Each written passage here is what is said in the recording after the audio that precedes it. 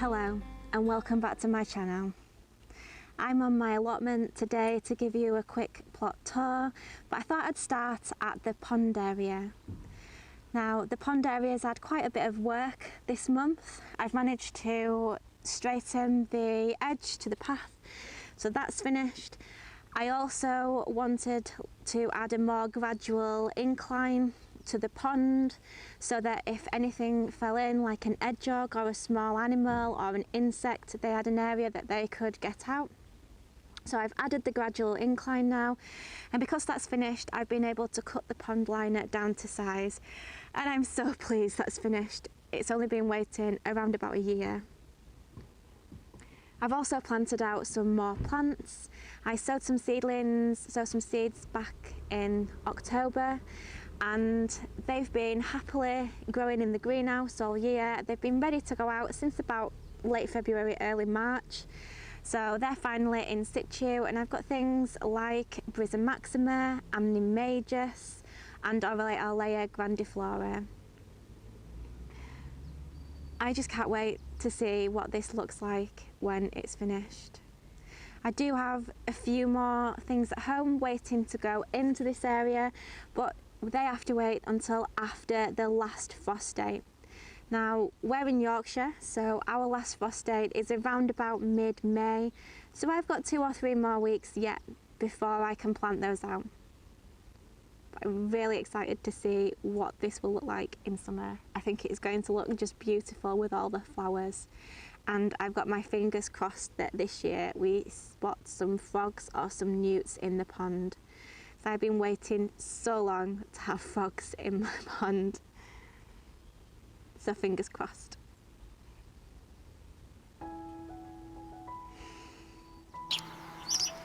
This blackbird has been a regular visitor to the pond to have a drink, especially in this dry weather. And the Carex Evergold is looking amazing at the moment, as are these oxide daisies, which have put on a tremendous amount of growth in the last month. I'm really pleased to see some of these pond plants come back to life, and my challenge for this month is to find some oxygenating plants or a wildlife friendly way to clear up the colour of the water in the pond, because it's looking quite green. Across the other side of the path from the pond is my no-dig salad bed. Now the only crop I've got planted there at the moment is the radish, and as you can see, it's looking a little bit worse for wear. Now that's my fault. I decided to cover it with some fleece to protect from the low nighttime temperatures, and the temperatures during the day were so high that it scorched the leaves.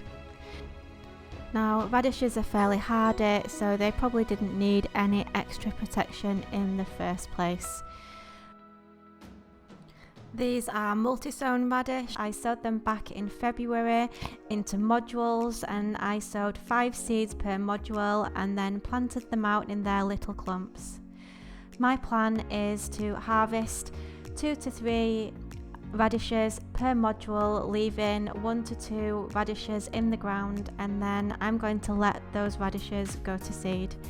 Now the reason for that is radish seed pods are edible and they are delicious. So if you've not tried this before, it's definitely worth giving it a go. And the Jerusalem artichokes are through. At least I hope these are the Jerusalem artichokes, because I'm not really sure what they look like, although they do look a little bit like a sunflower, which is the family they belong to, so fingers crossed.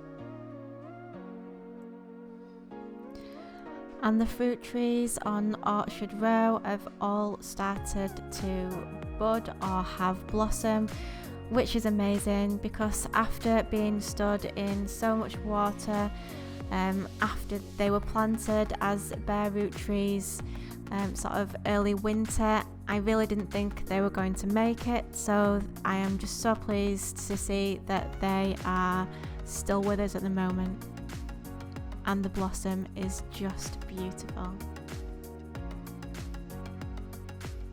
The only tree I am slightly concerned about is the conference pear tree, because as you can see, the leaves are starting to curl, and I have a feeling that that's an indication of some kind of disease.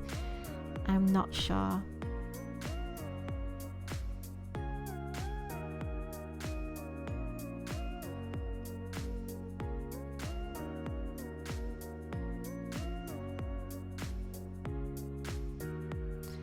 And thanks to Phil, I have another drone shot of the plot, and at the side of the shed you can just see where the radishes are covered with the fleece.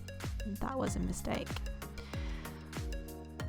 This was taken earlier on in the month, so now I have a few more cages up, and you can't really see from this, but I finished the archway too.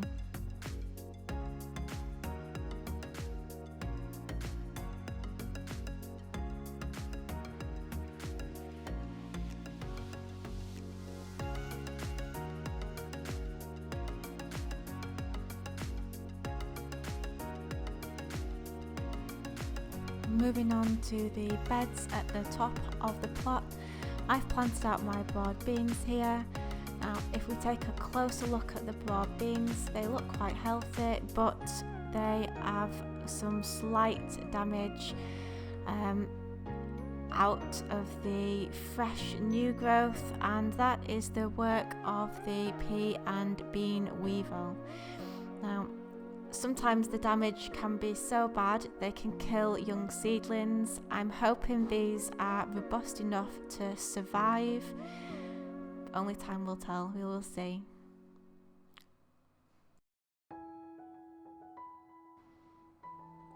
And next to the broad beans we have some turnips. Now I have two varieties of turnip. The first one is a variety called Snowball, and the second one is Purple Top Milan. I've covered these with fleece for two reasons. Firstly, it keeps a little bit of the wind off them and it keeps them a little bit warmer, which the turnips love.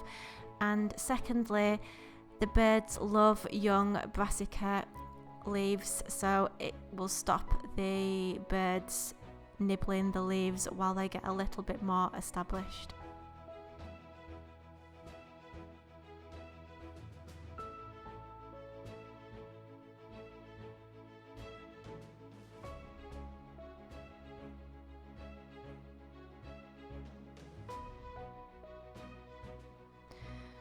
And I've been busy planting out some of my brassica seedlings. This is my kale bed, and I have 4 different varieties of kale this year. 2 are quite interesting varieties. One is a tall green curled kale from the Heritage Seed Library, and the other that I'm excited to see grow is a Cavolo Nero type, which is called Black Magic. It's an F1, and it's one of the few F1 varieties I'm growing this year, but it's specially adapted to grow as a compact plant in the British climate, so I'm excited to see how that does.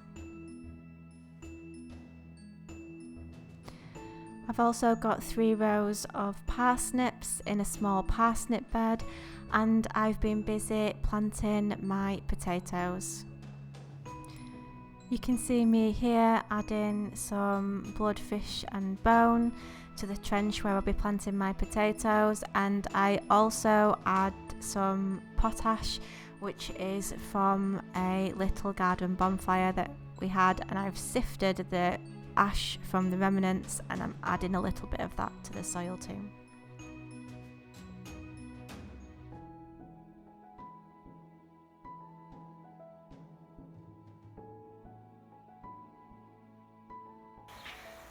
I'm down at the allotment today to plant out some of my cabbage plants.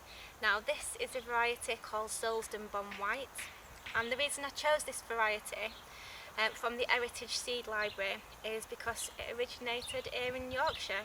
It's thought to originate at a place called Silsden, which is near Keighley in West Yorkshire. And this variety is really distinctive. It's got really distinctive white veins, with bluey green leaves. So I'm hoping that I can put these in the ground now and hopefully let one of them go to seed next year so I can save the seeds to grow again.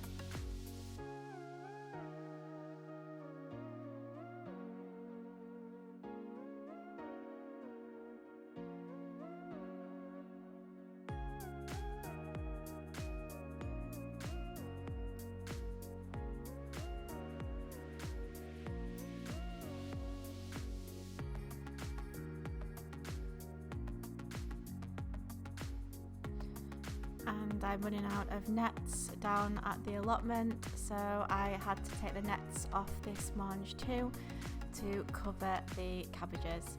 Now these are quite well established and we don't have too many birds around us in this area, so they should be okay, fingers crossed.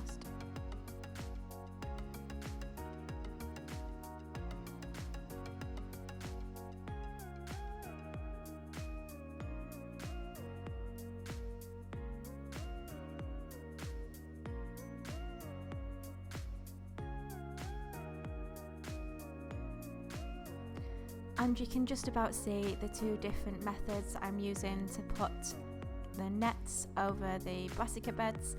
The old method, which is the one in the distance, is using wooden posts that I banged into the ground, and then I secured canes across the widths with some cable ties or string.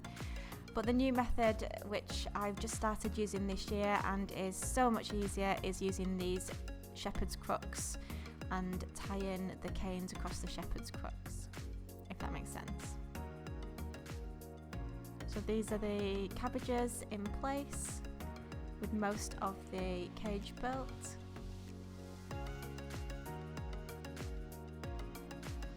And this is what it looks like with the nets covering the cabbage bed.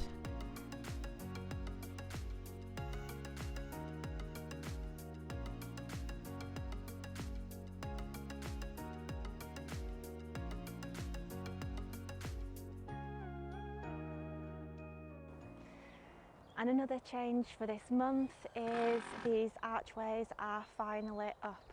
Now one thing it has highlighted is that my path isn't entirely central, but it's not the end of the world. And yeah, I think I might try to correct it in winter, but it's not awful. Hi Loki. I'm going to have peas up this side of the archway, and I'm going to have green beans up that side of the archway. And I've also got 2 pumpkin plants, one to put either side with miniature pumpkins, and we'll see how that looks this year. How are you doing? I'm so pleased that the archways are now up because it's going to extend my growing space this year. It means that because I'm growing horizontally, it's not taking up any room in the beds either side.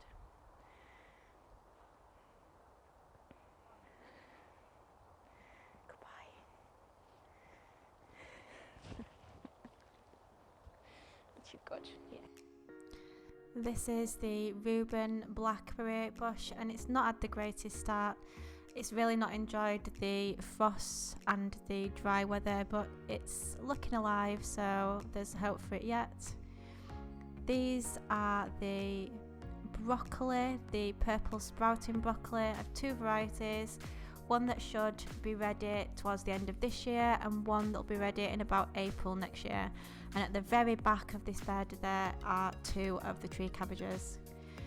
Now these are some igloo cauliflowers and some Romanesco cauliflowers that are just sheltering under this net away from the birds and the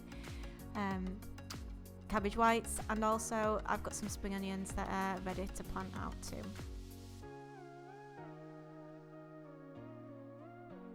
You can see me just in the background pinning the net back down. I use some metal pins to hold the nets in place.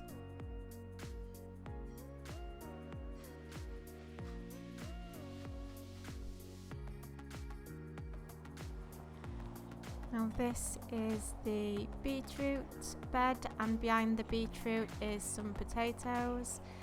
Now the beetroot have turned a very interesting shade of purple, and I think that's in reaction to the dry cold weather, but I think they're starting to bounce back because they do have some fresh green growth there, so I think they should be okay. And if not, I have another few trays of successionally grown beetroot in the greenhouse at home, so I'm not too worried, although it'd be lovely if these did make it.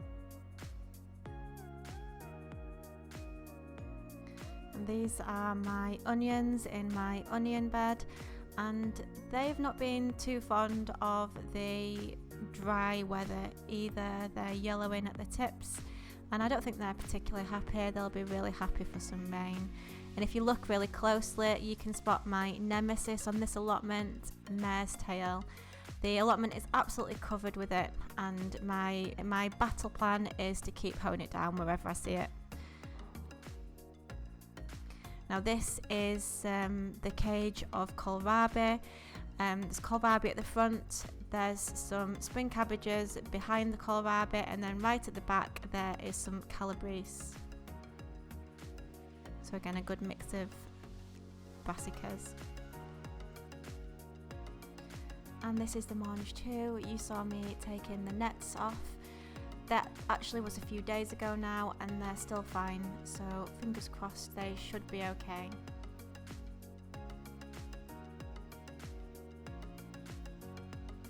And this is the view behind the archway towards the gate.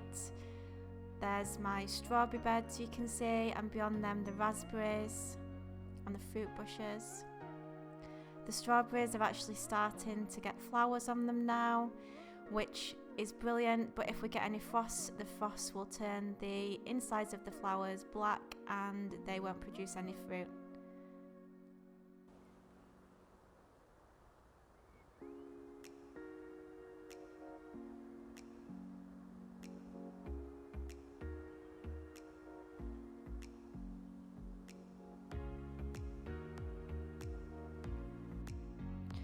The raspberries have a little bit of frost damage, but there's lots of healthy green growth too, so I think they'll be fine. This new rhubarb crown was trying to flower, so I've taken the flower point off so it can continue putting its energy into growing. And this is my garlic bed, and I'm so proud of this garlic bread, because it's the best looking garlic I've ever grown. I've always sown my garlic in the spring and it's never done very well, so this is the healthiest looking garlic I've ever grown. And the gooseberry bush is starting to flower, and it has hundreds of tiny flowers, which is so exciting because last year it was new and we only actually had 2 gooseberries, and the birds ate those 2, so I never got to try a gooseberry last year. The tulips are looking really healthy again. They really brighten up this front section of the plot, so they're just so cheerful and colourful to look at. And the honesty is in flower now, and it just brings so much colour and joy at this time of year to the plot. I'll definitely be growing that again. Although I'm growing it for the seed pods rather than its flowers, I'm looking forward for it to create the seed pods too. these are the chives. The children absolutely love picking the chives when they're at the allotment, and the Angelica has put on so much growth since I last filmed. It's looking really strong and healthy. Now, last time I filmed, I had the Sweet Cicely at the side of the Angelica, but both of those plants get quite big, so I moved the Sweet Cicely and it's decided to flower. So I'm not sure if that is going to hold back and stunt its growth this year, but I'm going to leave it to do its own thing in the hope that it comes back stronger next year. So fingers crossed. And so I'm back in my greenhouse at home, and I thought I'd give you a little tour of what's happening here. The tomatoes. I've made an appearance from the kitchen. I've also potted these on into slightly bigger pots, and because the night temperatures are still dropping quite low, if the temperature is forecast to be 2 degrees or lower, I take them back into the kitchen and I pop them on the kitchen floor, because there's nothing my husband and children love more than dancing around tomato plants. But it should only be for the next week or so, because the nighttime temperatures are slowly increasing. Anything between 2 and 5 degrees, I have been just draping a fleece over the top and they should be fine like that. And anything 5+, I just leave them as they are now. Now, there's a lot going on in the greenhouse, so I'll give you a little tour. We have peas for the archway just up at the top up here. There's a few different varieties because I have some soup peas to dry and save to make soups over winter. I also have 2 varieties from the Heritage Seed Library, and one of them I'm really excited about. It's called Sutton's Purple Podded, and they have a beautiful dark purple pod which should make picking really easy. They should be really easy to spot, so I'm excited for that this year. I also have 2 different types of parsley, some chervil, some dill and fennel. The fennel is starting to bulb up already. Some pak choi and some spinach down at the bottom. And this side is really the seedling side where I get all the seedlings started off.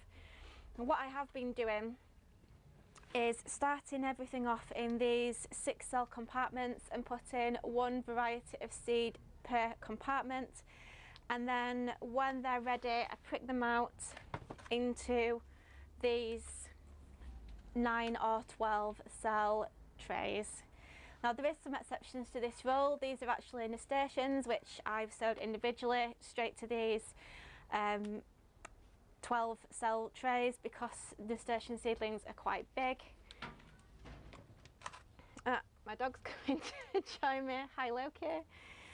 And the other exception here is the radish, because I multi-sow the radish and I multi-sow these straight into these 9 cell trays.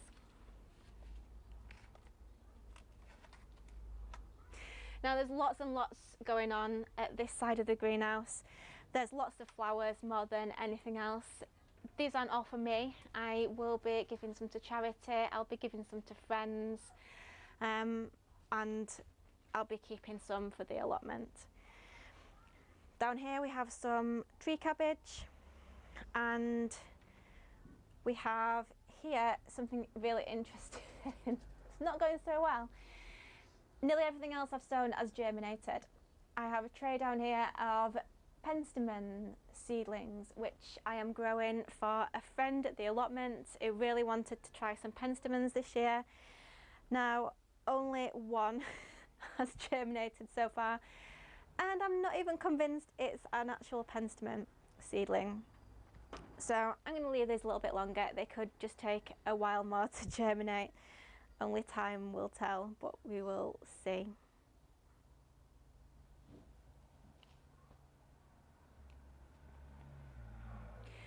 The other things I have in the greenhouse is a huge amount of salad down here. Now this is to go in at the salad bed at the allotment. but there's no real rush for that, and actually it's been lovely to be able to just pop out to the garden and pick a salad to have with my lunch. So I might have to see if there's anything I can do to keep a little bit back of that to keep at home, but that's predominantly for the salad bed. And I've also got some dahlias down here and some ranunculus, and they need to wait until the frosts have passed to go out, so they've got a little while yet.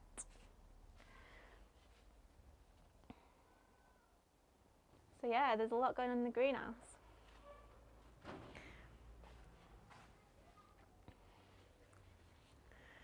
And one of the other things I'm really excited about this year is this, and it's a grass. It's called Panchayum Elegans Frosted Explosion. Now, I first grew this a few years ago, and it is a beautiful, delicate grass, and it looks just amazing with flowers in a vase. And I've just spotted this morning that a few seedlings have started to germinate and pop through the soil, which is so exciting. I can't wait to see these again in the summer.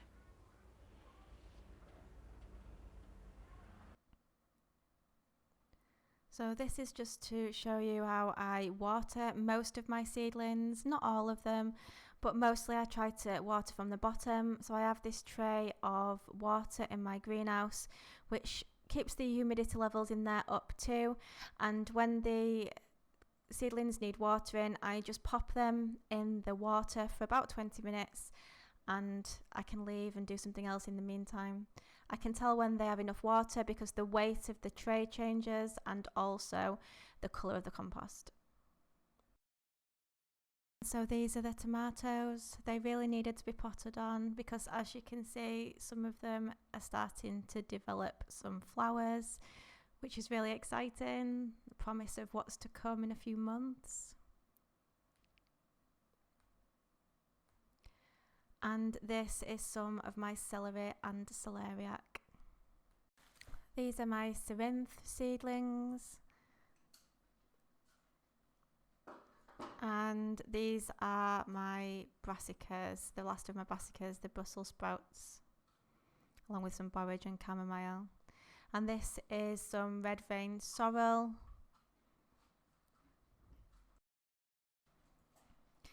And this is some of the Swiss chard seedlings. And across here we've got 4 trays of cosmos. Aren't they just beautiful? And over here is the last of the kale. Now this kale is actually grown as a salad crop, so it's not planted with the other kale at the allotment. It'll probably go in with the salad bed. But isn't it just beautiful?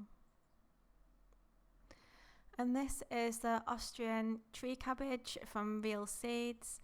I have got 2 of these planted at the allotment and these are the spares, so I'm going to keep a few more and see if I can give away the others to anyone who might like a cabbage tree in their garden. I can't wait to see what they taste like.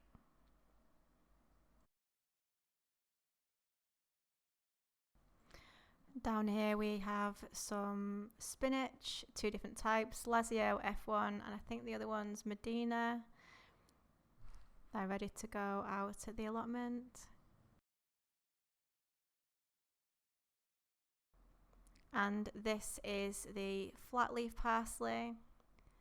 This is the chervil. These are some pak choi that definitely look like they need a bit of a drink. And this is one of the flower seedling trays with zinnias and straw flowers and scabious. And this is the Penstemon tray with the 1 germinated penstemon. These are some of the calendula seedlings. So this is me about to sow some radish seeds. Now, at this time of year, it's not really necessary to start them off in modules. You can sow direct to the ground, but I quite like to have them multi-sown, so I'm going to continue to grow them this way for the rest of this year. And I'm just filling a 9-cell tray up with some compost here. And these are the radish seeds. So I'm putting around about 5 seeds in each compartment. It doesn't have to be too precise or exact. And they're quite big seedlings, so they're a little bit easier to handle than some seeds.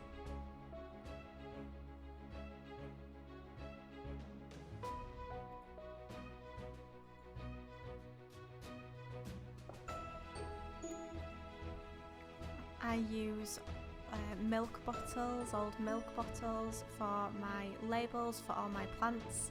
So this is just the side of a milk bottle that I've washed and saved, and now I like to cut a small point on the end, which just makes it easier to put into the module or plant pot. And I'm using a permanent marker to write on the name of the plant.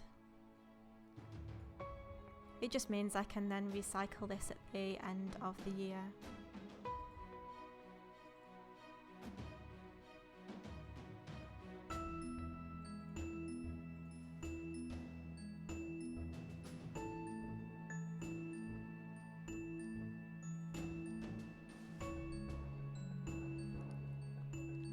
And the last thing I'm doing is just sifting a very fine layer of compost over the top of the radish seeds.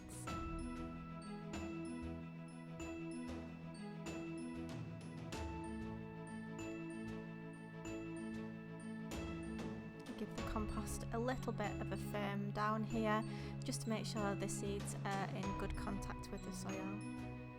And there we go, label added, and we're ready to take them out to the greenhouse and give them some water. My watering can came out a bit at once then. It'd be better to have a finer layer of water, but it did the job. I can't complain. And in about 10 days to 2 weeks, this is what they should look like. Radish are extremely satisfying to grow because they grow so quickly.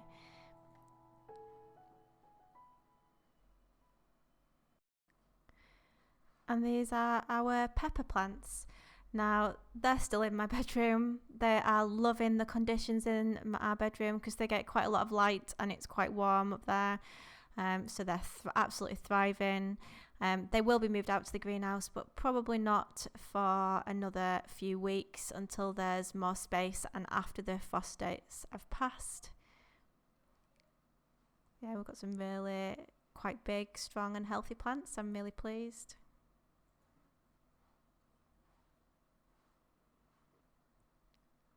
Some of them are even starting to develop flower buds. I'm not sure if you can see. They're really starting to develop their flower buds. And some of the peppers are still quite small. This and the one at the back to the left are the habaneros, and they took about 6 to 8 weeks to germinate. They were such a long time to germinate, and that's why they're so far behind some of the other varieties. And this is my one poor little aubergine. He's not thriving quite so much. I think he must have got something on his leaves because the outer leaves are a little bit damaged, although the new growth is absolutely fine, so I'm hoping it should be okay.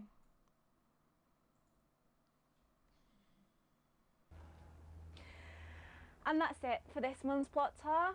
Thank you so much for watching. I'd love it if you'd give the video a like and subscribe to my channel, and hopefully I'll see you again next time. Bye for now.